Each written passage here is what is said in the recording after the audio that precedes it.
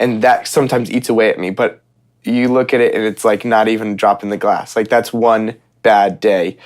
So just being consistent over days, weeks, months, and years is what's going to lead to results, again, regardless of what those results you might want are, but just being able to understand that it takes time. Hey there, welcome to the 023 podcast. My name is Tiffany Normandin, and I'm the affiliate manager and coach over at CrossFit EXP in Leominster, Mass. Within our gym, our mission is to bring our members the best experience possible in the hour class that they're with us. This podcast will be focusing on what goes on the other 23 hours of the day. We'll be bringing you tips, tricks, interviews, and inspiration to live your best life possible, both inside and outside of your fitness. Let's dive in. Right, we're going. We are here with Peter Mason. Yes. We are doing our first 023 podcast. And Pete, tell us a little bit about yourself. I want to know basically a couple different things. We're going to take us through a little timeline. Want to get to know you as a coach. I want to get to know you as an athlete. Yeah. And then what you do in your other 23 hours of the day. The 023. The 023. So we're going to dive into that. Yeah.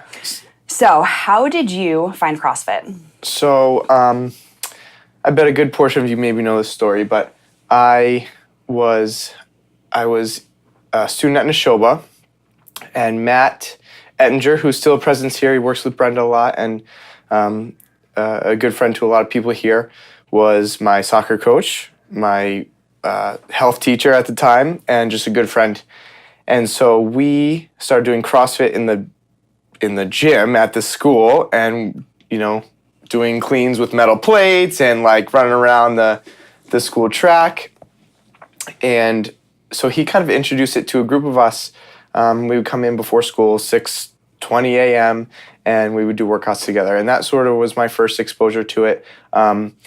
It was around winter time, and I guess it would have been 2012-ish that I was first introduced to EXP, and I came and I think I just watched an open workout or like one of the, like a Saturday morning or Friday night kind of experience. And I was like, that's something quite different than what I'm used to. And so I ended up, myself and a few other of the high school students at the time, we all joined, and I have fallen in love with it and made it my profession, my lifelong mission to be a competitive CrossFitter. And I, obviously have built a little career here off coaching. So it's crazy how it all started, just very kind of innocently as a fun thing. And now it's developed into something that pretty much runs my life. So it's cool. I remember you coming in as like a little boy. Yeah. and then going away to college for maybe one semester, right, and coming back and literally not recognizing you when you walked in the room. Yeah, I remember that day distinctly. Pete went from boy to man in one semester at college. I had an awkward transition there, but the beard grew in and the hair grew out. It was not good, but yeah, it was I started in high school and never turned back. I did CrossFit while I was in college. And I would come back here oftentimes on breaks and whatever, and still stay connected with people here. But yeah, there's never been a point in my life since then that I haven't done CrossFit for more than a couple days. So it's cool. Matt was pretty awesome coach back then to be able to introduce that to high school athletes. Yeah. And, I was really impressed with his following that he had and what an impact he can make as a teacher in a high school level. Yeah, and that's developed. I think they have a gym, like it's a program, like the kids can take PE as like their CrossFit, and so it's pretty, it is cool what it developed into, and he started that whole thing, so I owe him. That's awesome. I owe him a lot. Good job, Ettinger. So, besides CrossFit, when you were growing up, being a kid, what was your athletic background? What types of sports did you play? What were you into? Yeah, so my dad, who a lot of you might have met on Free Class Friday, he was a big driver in my sports kind of endeavors. He is very athletic, I guess you could say, or just loves competition. So he was a college wrestler, and my brother and I grew up wrestling. He started the youth wrestling program in Leominster. So that was, I'd say, a big influence for me, and I still pull from a lot of those values I learned in wrestling. Wrestling's a very different sport, I'd say, than basketball or soccer or whatever. Just that individual aspect is a little bit different. So I wrestled as a young kid and then played everything under the sun. I played soccer, basketball, baseball. Never played football. Was never like, I enjoy watching football. Never played it. Hockey, dabbled with, just like every sport. I stuck with soccer in high school, and I think due to maybe some coaches, not Matt Ettinger at all, it was the the later coach, but due to some maybe coaches and the seriousness with which it was approached, my passion was kind of like snuffed out, if you will. And that was right about the same time I was finding CrossFit. And I think again, circling back to wrestling, something about, I love doing workouts with people and doing the team stuff that we do here for fun, but I'm a very like intrinsically motivated. I love the solo aspect of CrossFit and what happens, between me, myself, and I when I'm doing it. And that was very similar to wrestling. It's something I don't get like running around on a soccer field with 10 other people or a basketball court with, 4 other guys. So it was, I'm definitely like an individual sport type of person. And I think that's why I've meshed so well with CrossFit, and why maybe I didn't enjoy I did the other sports because I was good maybe at them or whatever, but it was never something that I fell in love with like I have CrossFit. That's cool. It's cool to see that parallel of being an individual athlete in a sport and having to use your own strategy, and then how it can now as an adult cross over to your sport and your career here. Yeah. So after going through high school, falling in love with CrossFit, finding it in college, what led you to become a coach? How did you go about getting your level 1? How did you go about kind of starting your coaching career within CrossFit? Yeah, so this might come off horribly wrong, but like when I was in college and the funds were not readily available, my first thought was, how can I maybe make doing CrossFit a little cheaper? And so the gym I was a part of, there were amazing people up there, and they encouraged me to start coaching. I needed to get my level 1, which I got when I was a sophomore in college. And so I was able to, at that point, start coaching CrossFit and not have to pay for CrossFit. It quickly developed into something that I love. I absolutely love coaching CrossFit. I found a little niche, and I worked with people, and mostly like younger kids with disabilities, and that was like the coolest thing for me. I was able to do some work with the Special Olympics, and so like little pieces like that really made it fun and rewarding for me. Never mind the the hundreds of stories that we have from in the gym I was a part of at school, of people that have unbelievable transformations through basically CrossFit and the community that develops here. So I started maybe for not the wrong reasons, but just as like a silly little kid, like trying to do something. And typical now, college kid, right? Yeah, Trying to make ends meet. I didn't really. To me, it was just like the next thing to do, and now it's like become something that I have like deeply fallen in love with. I don't really enjoy, like I may be on the more competitive side of things, but I don't really enjoy working with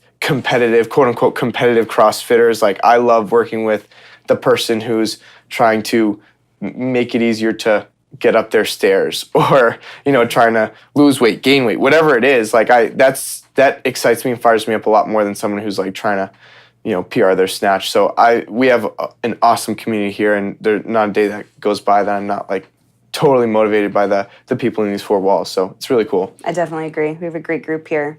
So speaking of that, and our group here at EXP and our members, what if you're to give them a piece of advice in looking at their areas of health, and it might not just be within CrossFit, maybe just within any, just trying to make their life better, improve their quality of life, what are 1 to 2 areas or suggestions that you might have for them to focus on if they're really looking to improve their health? Yeah.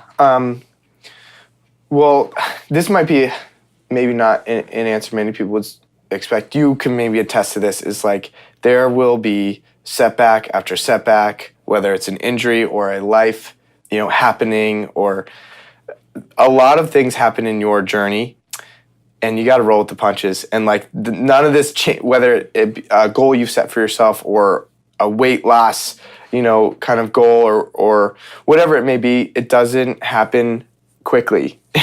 And I think we come in a lot of times and whether it be maybe the intensity of CrossFit or the excitement around it, we might expect a very quick result or turnover. That never happens. So just being able to understand that like you're signing up for, just by virtue of doing this, just by virtue of being, a living human, like life is a crazy long journey. And if you have a goal in mind, just be ready to kind of work around barriers and obstacles that will jump in the way and probably make it a bit harder, but that's kind of what makes it that much more rewarding. So I guess I found that in my competitive time here, where I am maybe 4 and 5 years into really wanting to pursue something on that front, and it's just like, it's a slow process. And if I looked at it, I had a really tough day yesterday. There was a ton of going on. I was trying to get a lot ready for Jesse's birthday. Tough day training-wise. Like, I couldn't get what I wanted to get in, and that sometimes eats away at me. But you look at it, and it's like not even a drop in the glass. Like, that's one bad day. So just being consistent over days, weeks, months, and years is what's going to lead to results, again, regardless of what those results you might want are. But just being able to understand that it takes time. So that was like a really long answer to one. I love it. I think that's so true. And I think it's really about the lifestyle process. Yeah. And it's when people walk in these doors, like you said, they think that, possibly, not everybody, could think that by walking in these doors, like that's what's going to be the catalyst for change. And I hope that it is the catalyst for change. I hope that when they're here at the hour with us, like we're providing them the best hour possible. Right. But I think it's so important to know that it's what goes on in the other areas of their life and the changes that they can make and the habits that they can form outside of their time here that's gonna compile over time to create a better lifestyle. Right. So yeah, it's a really great point to bring up. Hence like 023, right? 023. The other 23. There's a lot of time in the day, and most people, I know at least me, like most people don't see what I do. I'm not saying it's amazing, but like most people don't see what I do for the other 23 hours of the day or whatever it is. So yeah, just maximizing every second, which leads to maximizing every minute, every hour, every day, every week, every month, every year. And again, the compilation of that will lead to awesome results, but it does take time. Yeah, I love that.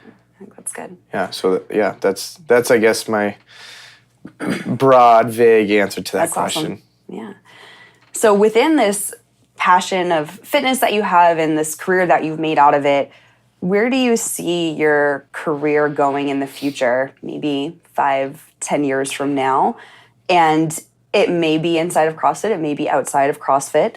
And if there's a different profession within your life that you'd love to attempt, what would that be? Yeah, so I have a hard time with that because there's so many. It's hard for me to nail down a thing or one thing I want to do or accomplish. I know I'm like extremely excited. By no means am I rushing into this by any means, but I want to have a family. So I really like yourself and Nick have one of the most amazing families, and I admire that. And there's a lot of people here who I look up to. I tend to maybe give a hard time to a lot of you guys. I'm sorry, but I totally look up to so many of the mothers and fathers and the families in here. And I'm really hoping whatever I do, wherever I land in the next 5 to 10 years, I want to be able to have the most time or access or whatever it is, availability to my family.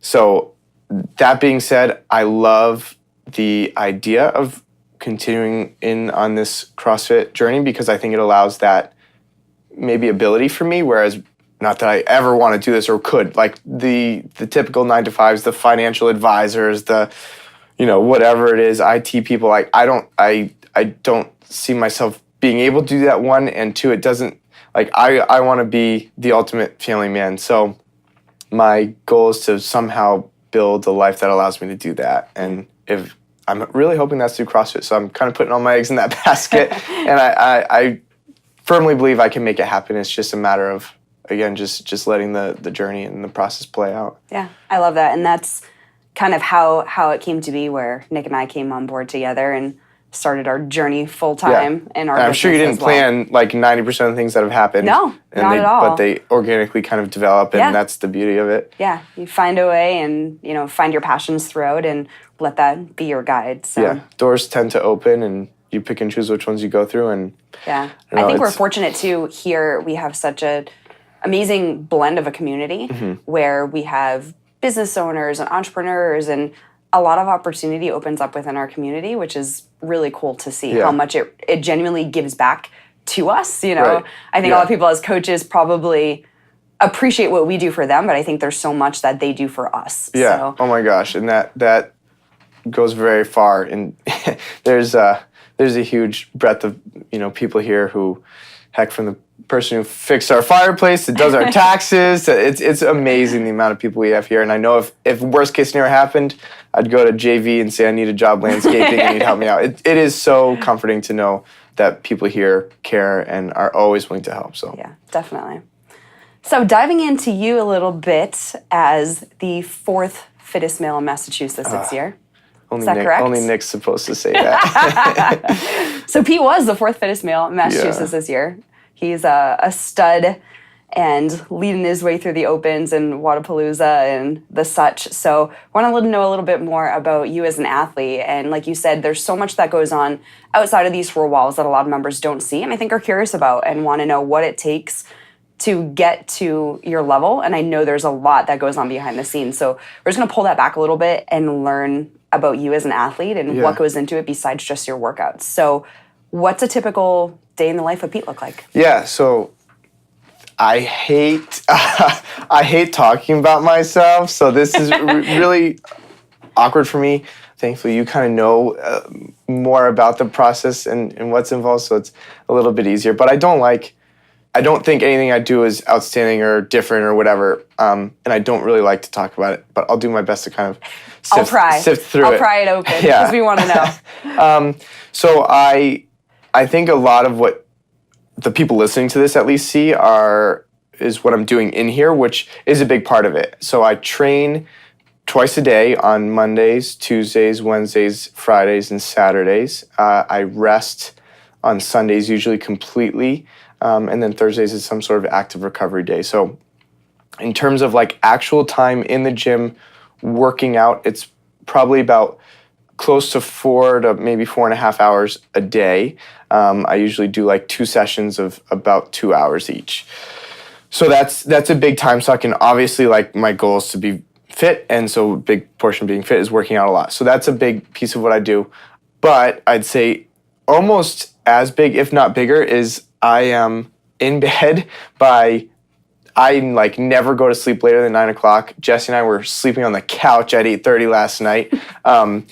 I am like unwilling to let myself go to bed later than that. I know I need at least 7.5 hours sleep. It's tough. I wake up at 4:30 every day to coach at 5 a.m. So I know I need a lot of sleep. So there's really no wiggle room if people come over to the house, if we go to someone else's house, again, all of which does not happen often because we don't have a huge social life.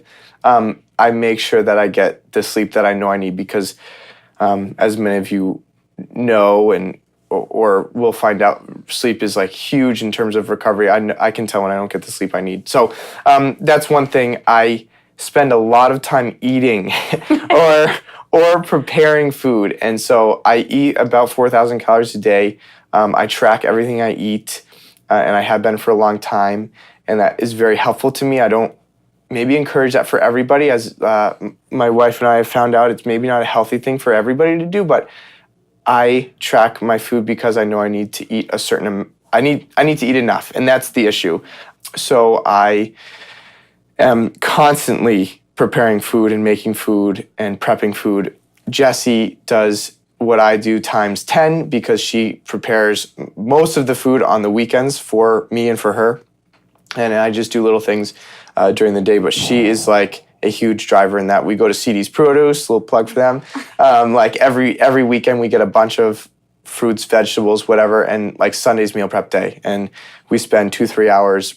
We have every breakfast and lunch ready in the fridge, ready to go. We've got dinner kind of she, when I say we, I mean she. She has dinner. Does that too. Yeah, I like to think I play a small role in it, but I really just push the carriage, and she gets mad when I get lost. So she plans out everything we're going to eat for dinner, and always make sure there's enough for me.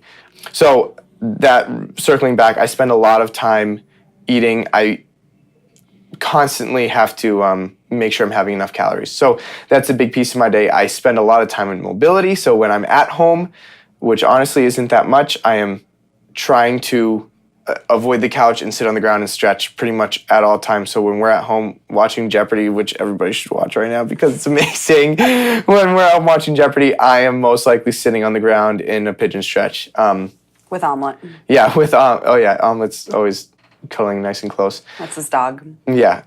So to that point, I love my dog. I believe that we have the dog and he deserves a good life. So I pretty much schedule in a walk for him every day. So while people probably think that's silly and stupid, I make sure that dog gets at least like a half an hour out in the woods. Not a leash walk, but a good like off leash. He can chase squirrels and like, whatever, jump in the water. So my day, I coach 4 to 5 classes. I'll have 1 or 2 personal training clients. I train 4 to 5 hours. I'm eating. I'm walking the dog. I go to bed really early, which doesn't allow a whole lot of time to do extra things. And I repeat. So it's a very simple life, and I guess it's underwhelming, but it's what I need to do. Yeah, it's focused. That's a really good word. It's focused, and this is feeding what your priority is right now, which is becoming the fittest you can be and the most competitive athlete that you can be. And I think you're at a really good time in your life where you can give it that focus. Yeah. So. It's hard to verbalize that. I think like I get maybe a bit self-conscious or embarrassed to say that I've structured my life in such a way that I am pursuing this passion or goal of becoming the fittest, maybe the fittest person in the world or the fittest that I can possibly be. And it sounds a bit petty. Even when I say it, it sounds silly, but literally everything I do over the course of a day is how can I further that goal of mine. So yeah, that's on the forefront of my mind literally all the time. I love that focus, and being a prior CrossFit athlete myself, I definitely can admire. She's making a comeback. I definitely can admire the dedication that you give to it, because when I was competing, I was trying to juggle coaching and a full-time job and other things, and it's always hard to find that balance. And so I think that I love that you're able to do that and to structure your life and have the support system and network in place to be able to give you the best opportunity at that. And that takes a lot of time and sacrifice from friends and family. And so I think it's awesome to have the opportunity that you do to give it every best shot that you can. So I think that's a really great place to be. So yeah, and it is a hyper focus, and it has it's taken away from.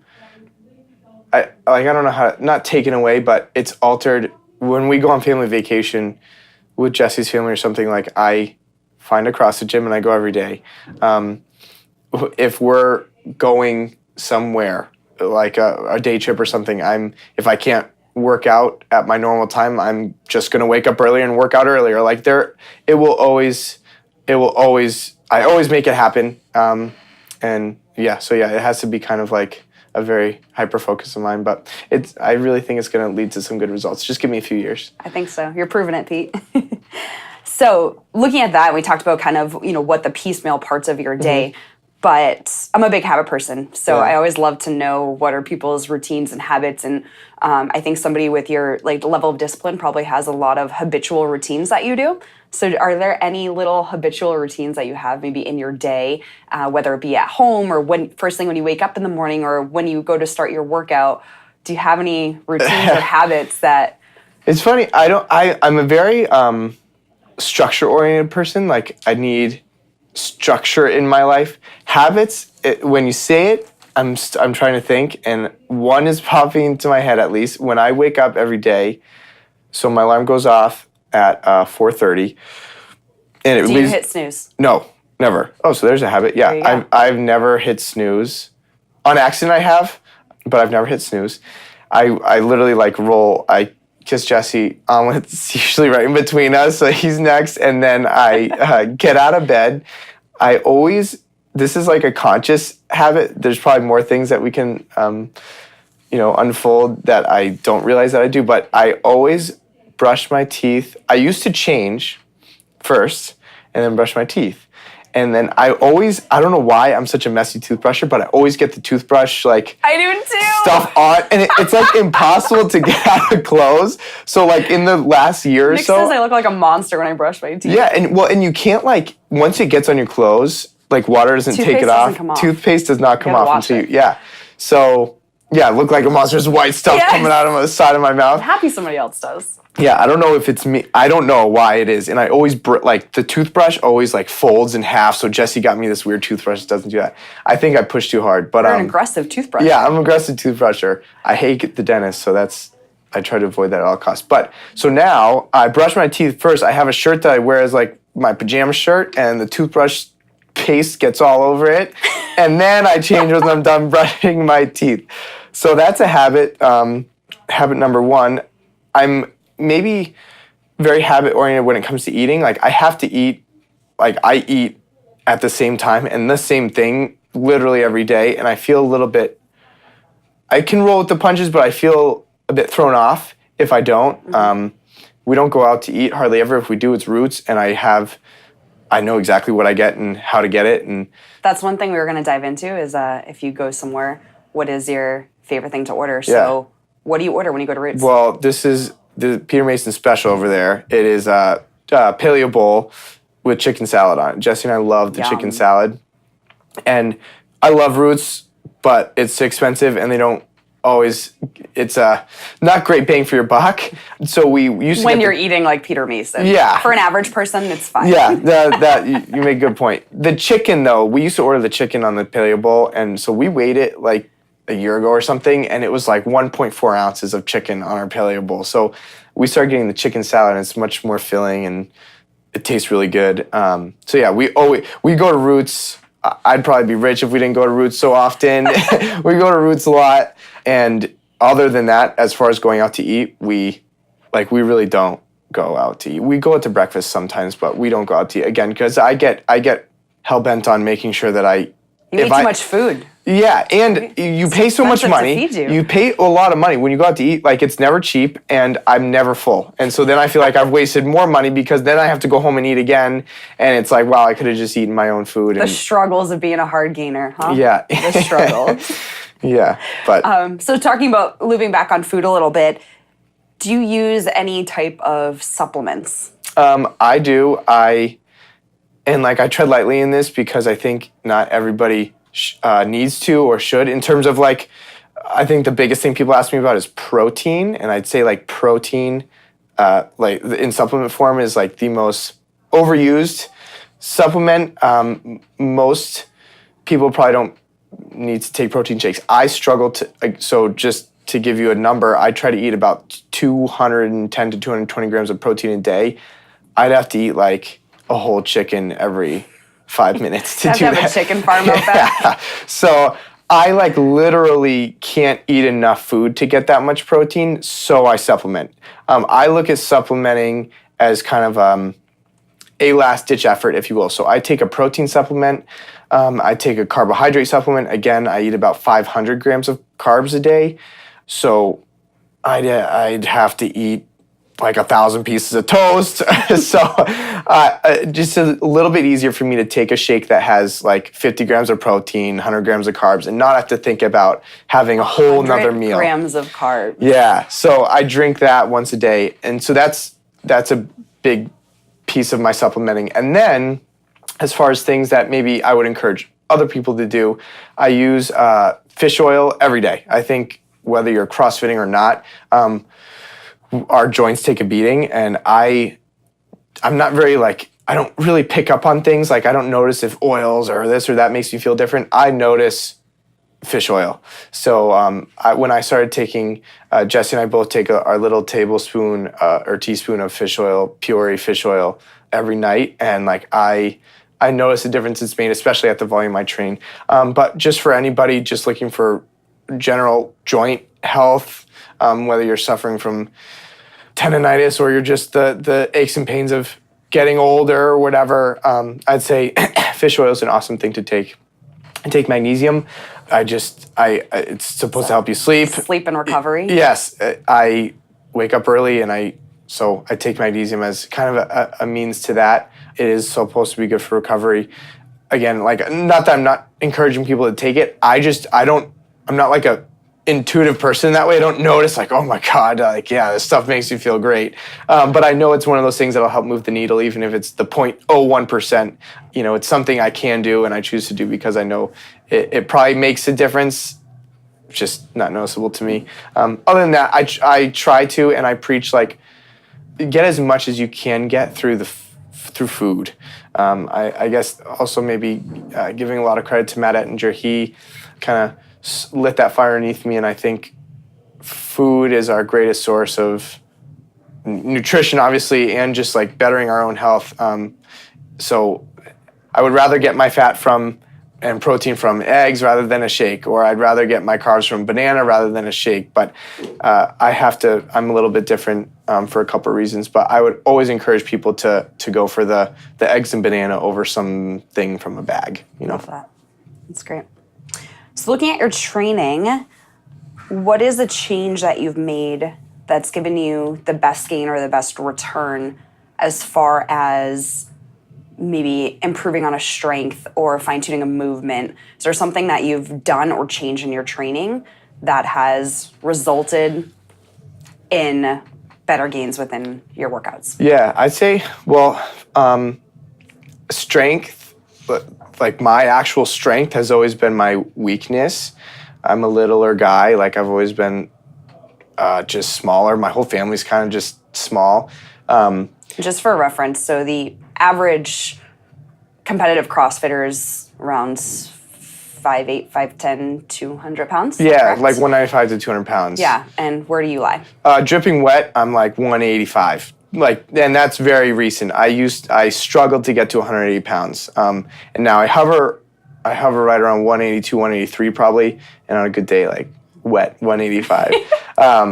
So yeah, I'm just on the smaller side, like small boned, if you will. I don't really know what it is, but so I've made my strength specifically like a very big focus. There's nothing I would want to do less than squat. I hate squatting. I hate deadlifting, and like, so for all you people that like can't wait for squat day or deadlift day, like, just know that that's my least favorite day, and I do it like every day. I have made that a major focus though. So I'm on a strength program right now, and I follow an Olympic weightlifting program. Just I make that a big focus of my training, because I would way rather do a workout with 400-meter runs, toes to bar, and push jerks than I would squat even a rep, so that tends to be a big part of what I do, and I know it needs to be a focus of mine over the next at least year or two until I develop a little bit more of a strength base that then I can kind of let that be. But I know that's my big focus right now. Good, I like that. You talked a little bit about this when you were talking about your background coming from wrestling and what it's taught you going from a youth athlete to an adult, but how has your mindset had to shift to allow you to become an elite level CrossFitter? Well, I guess I have had a shift in that I know that in order to be a top level or elite level CrossFitter, it has to be my life. So I was in school. I got rid of that. I never used to spend even a minute of mobility, on my mobility a day. I spend probably an hour stretching or doing something of the sorts a day. I never cared about what I ate, because I know I could eat whatever I wanted and be fine with it. Now I'm hyper focused on what I eat. So in that, my mindset changed in that I know I need to make it my life.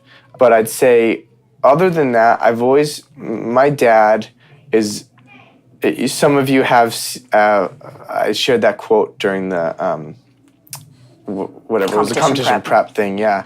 He would bark at our ears. Competition is the opportunity to test oneself against oneself, enhanced by the involvement of others. So I've never thought of competition as me against, the people around me. And I think that's maybe where a lot of people struggle, is they're so dead set on beating the person to their left and to their right. And really my only mission is to beat myself and to do better than, to exceed my own expectations, or not even set expectations, just do the best that I can do. You know what I'm saying? So I think that has helped me. I train alone a lot, and that sometimes can be difficult, but I also know, like, I'm not training to beat anybody. I'm just training to be the best version of myself. And so that is very motivating, and that keeps me going oftentimes. And when it comes to competitions, like the actual, whether it be Wadapalooza or whatever it was, like, lining up next to people is awesome because it makes you go faster. But I never look at the person to my left and to my right like I need to beat them, or I want to beat them, or I'm going to do anything it takes to beat them. Like, I'm totally just driven by wanting to be better, like a better me every day. So that's been so healthy for me. As I see a lot of people fall into the opposite direction of only wanting to beat other people, and I think that can be a little destructive. Yeah, absolutely. I agree with that for sure. And have you found that any maybe tools that maybe it's a podcast or a book or something like that has helped you develop that mindset? Because I think it's something that grows over time for sure. And or maybe any resources like that, if that's a piece that somebody really wants to work on themselves, do you have any advice or ways that they can develop that? Yeah, I'd say Chasing Excellence by Ben Bergeron was like the first podcast I ever listened to.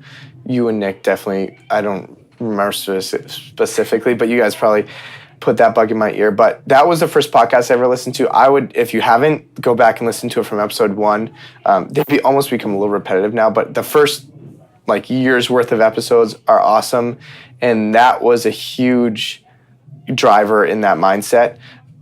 Other than that, I would say I've been blessed with a very awesome family, and my wife is a huge supporter, and she loves CrossFit and asks about CrossFit, but it's also like I'm able to separate myself from CrossFit a little bit when I'm with her, which I need because of how much my life is consumed by CrossFit. I thankfully get a mental break when I'm around her and with her. So just having that relationship for me is so big, and allows me to have that healthy kind of balance, what you're talking about, healthy balance of not being too hard on myself or whatever. So get yourself a good wife, and Chasing Excellence by Ben Bergeron. Those were two big ones. Awesome. What's the hardest workout you've ever done? I saw this question on the Facebook feed, and I was trying to think. Honest to God, I give a lot of these long, stupid answers, but my kind of take on every workout is my goal is to make it the hardest workout I've ever done. You know what I'm saying? So it's hard for me to even think of a workout that was specifically the hardest workout I've ever done. I will say one of the more the hardest time I've had mentally in a workout, defeating wise, was at Wadapalooza, and it was the last workout of the entire event. It was Sunday night, and I was tired, and everything hurt, and a little bit mentally beat down. And this was going back to the strength issue. There was a weight that I could not hit on the snatch. You had to hit a certain amount of reps at a certain weight within this time limit, or else you couldn't progress. And I didn't reach that limit. And I remember that was just the most defeating thing for me. Very motivating in that I think now I'm making that major weakness of mine almost like a strength. But I just remember I don't cry often. I've cried a few times, and that was I remember crying, and I don't do that much. So that was a huge, mentally the most difficult time I've ever had during or after a workout. And I think that was probably your first experience on, we'll call it the big floor, right? And it's a summarization of everything you've done over that past year to train to get there. So it's not maybe necessarily just about that one event. Exactly, yeah. But it was just all of a sudden everything hits you at once of what you've just been through. Yeah, it was a lot of emotion that all kind of came racing through me at one time, and I didn't really know how to handle it. And again, the amount of support from all you guys was amazing, and that was the best experience of my life. But second best experience of my life. Ours too, it's pretty awesome. But, yeah. So, What are you curious about right now? Like, what things spike your interest? What things are you learning about, watching on documentaries or... That's funny. Well, right now, I am curious. If anybody has any input on solar panels, I just had the solar panel guy come. That's like fresh in my mind. And when you said curious, that was the first thing that popped into my mind. So I don't know if we should get solar panels or not. I was talking to Nick a little bit about it yesterday. So solar panels are of curiosity. They're a curiosity of mine. Interesting man. Yeah, well, I mean, I'm all about saving money. If anybody knows me, I'm pretty stingy, and the guy made it sound pretty good. So then I heard some other feedback about it, maybe it not being the best option. So if anybody has any input on solar panels, comment on this podcast or something. That is awesome. So I'm not curious, the answer we were expecting. Yeah, I'm curious about that. Other things I'm curious about. That would have been a good question to think about.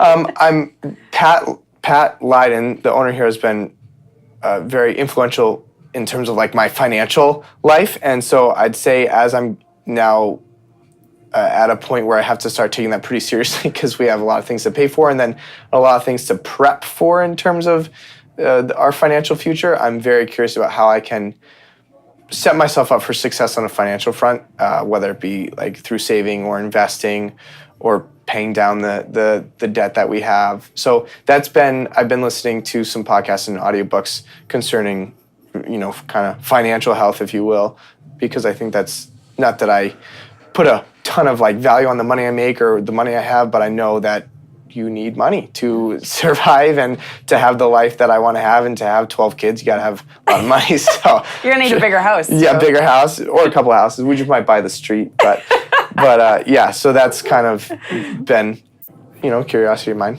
I guess. I like that. Yeah. What is something that we'll say, failed at in life, and maybe what did you learn from that experience? So I fail quite often, and damn near every day. My wife is the most forgiving individual, and it was her birthday a couple days ago, and I wrote her a letter, and that is, as I'm thinking of like the qualities I appreciate and love about her, it's like her capacity to forgive is leaps and bounds further than mine, and if she did not have that capacity, I would not be with her, because I'm constantly failing. I think I have a hard time admitting failure too. Like I'm kind of like a classic, I think I got it from my dad. I just have a hard time admitting when I did something wrong or wanting to think that I did something wrong. So she's very patient, very forgiving. Those relationship failures happen on the hour probably. and she's ready to move on and ready to forgive, and I am so thankful for that. So I can hear her outside. She's a good woman. She is. She's amazing. She's amazing, and I owe a lot to her. And so thankfully she's still with me after every mistake I've made. So. All right, we're gonna do some quick rapid fire questions. Okay. I've been trying to peek at them. Yep. What's your go-to order at your favorite restaurant besides Roots? Besides Roots, we go to Gibbet Hill, and this was inspired by Nick, the burger.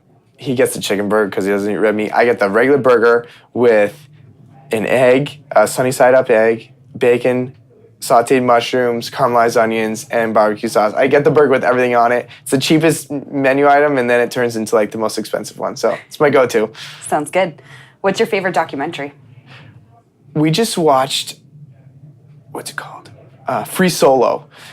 I'm not a huge documentary person. I haven't hopped on that bandwagon yet, but I might start to be due to that. That was like unbelievable, Free Solo.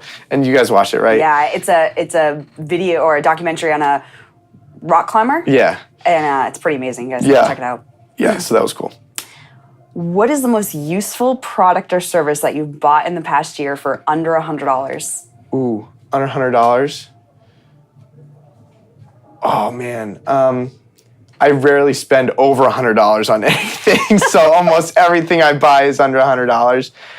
We bought a really good frying pan the other day, or a few months ago, and we make a lot of eggs, and sticky eggs is like the worst thing. Yeah. And so we got a really good pan that doesn't stick at all. And I also Now that I'm thinking about this is a great answer. I hate washing dishes. Like I try to help out as much as I can around the house, but like almost every night, just as dishes, just because I hate it.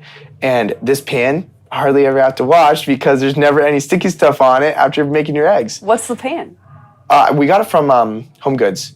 We honestly just liked the way it looked. It had like a wooden handle and it was like kind of sparkly, and it's like it's really it's panned out, no pun intended, to be like the best pan we own. And I make eggs like 2 or 3 times a day, so I never have to wash You'll have it. To share this special. I'll share the pan with you Instagram. guys. What's something that not a lot of people know about you? Oh gosh. I have my first photo shoot today. Yes.